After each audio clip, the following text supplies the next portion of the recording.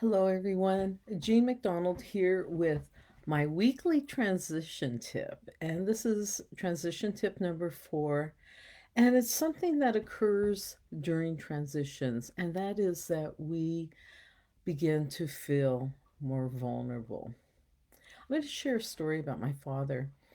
My father is my mentor, so you'll hear a lot about him. But he as he aged, he was in great physical shape. In fact, when he was in his 70s, people thought he was in his 50s. He was so strong and healthy that, he appeared invincible sometimes to all of us. But I noticed as he was aging, all his life he could rely on his strength. I think felt like he could fight anybody or do anything. And as he aged, you could see where he was feeling more vulnerable. I noticed as a kid one day he was carrying like this big old wrench in his truck. And it's like, what's that for? Are you having car problems or problems with this old truck? And he says, oh, it's just there for protection. I thought, wow, he's never needed that kind of protection before. And when he passed away, he actually had a heart attack because he didn't seek medical help. He actually had symptoms of a heart problem probably for decades, but he never saw a doctor. So he had a heart attack, which came on quite suddenly. And during this heart attack, he flatlined. And in the hospital, when he came out of surgery, they did bypass surgery on him. I asked him, I said, Dad, what was it like to flatline? Did you see the light? You want to know kind of what was on the other side. And he says, no, no, there was no light. No, he, he goes, the only thing that I noticed was that death wasn't painful. And, and you could tell after he said that there was a calmness about him again. And I believe that that feeling of vulnerability, he was weaker as he got older. He felt more susceptible, which in many cases is true. There is elder abuse in the world and occurring in our country and our state. But there was also that fear of death, fear of the pain. For him, it was the fear of the pain of dying that started to weigh on him. And so when he had this flatline event, um, he was calm. He was accepting. He felt less worried, and you could tell this renewed energy in him. And unfortunately, uh, he ended up passing away. I think it was 2 weeks later, and he was on the couch. He had been working that morning. He wasn't supposed to do any work while he was recovering, but he couldn't stop him from working.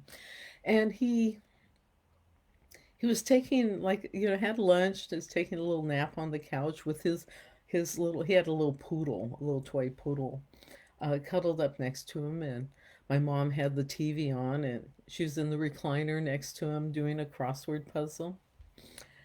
And she looked over and realized that he wasn't breathing anymore, that he fell asleep, he took a nap, and went very peacefully.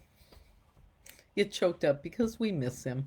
But how beautiful of a passing is to just be sitting next to the woman who you've been married to almost 50 years, and to have your favorite little animal curled up next to you to pass away. And this taught me several things. is that to be aware that as we transition, as we get older, we we will start to feel more vulnerable. And I mentioned a couple days ago in my little daily Facebook lives that, you know, I saw with my grandmother, and we're seeing this with this 90-year-old woman that Jerry's taking care of, that feeling of people invading their space.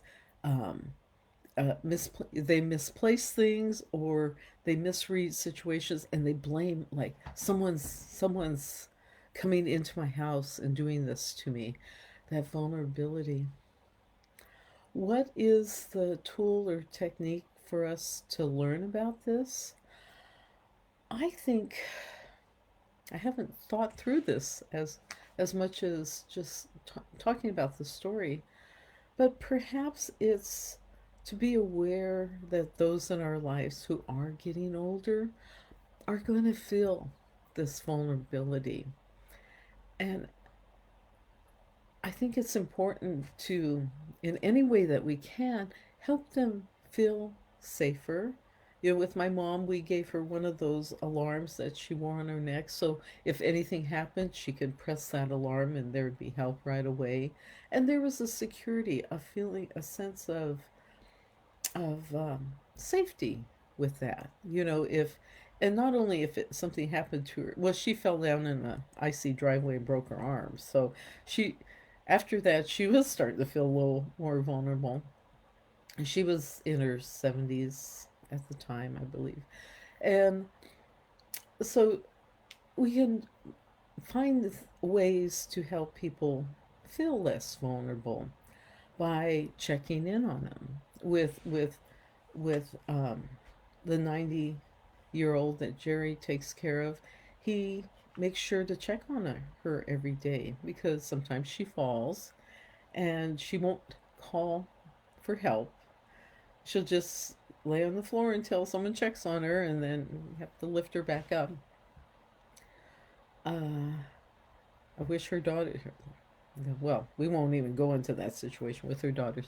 But anyway, to help people, so, but she feels more secure that Jerry's checking on her. So even if she does fall, she knows someone's going to be there to look in on her.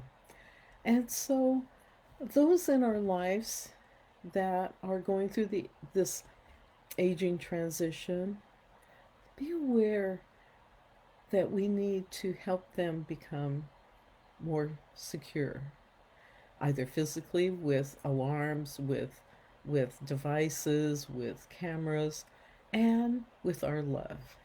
And we can do a lot with our love. It creates this super globe of security and calmness and serenity. So give love to those around you. Help them go through this transition of being vulnerable. I'm Jean McDonald, and this was Transition Tip Tuesday, tip number 4. So thank you so much for watching. Take care.